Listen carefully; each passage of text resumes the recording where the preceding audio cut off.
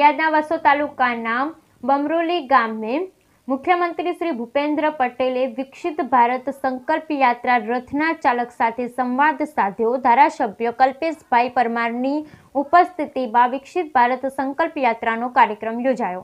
વડાપ્રધાન શ્રી નરેન્દ્ર મોદીના નેતૃત્વ હેઠળ શરૂ થયેલ વિકસિત ભારત સંકલ્પ યાત્રા સરકારની જનકલ્યાણકારી યોજનાઓ ઘર ઘર સુધી પહોંચાડવા જિલ્લા પરિભ્રમણ કરી રહી છે। વંચિત લાભાર્થીઓને આવરી લઈ 100% લક્ષ્યાંક હાંસલ કરવાના નિર્ધાર સાથે આ યાત્રા ગામડાઓમાં ભ્રમણ કરી રહી છે। ત્યારે આજરોજ ખેડા જિલ્લાના વસો તાલુકાના બામરોલી ગામે માતરના ધારાસભ્ય કલ્પેશભાઈ પરમારની ઉપસ્થિતિમાં વિકસિત ભારત સંકલ્પ યાત્રાનો કાર્યક્રમ યોજાયો હતો।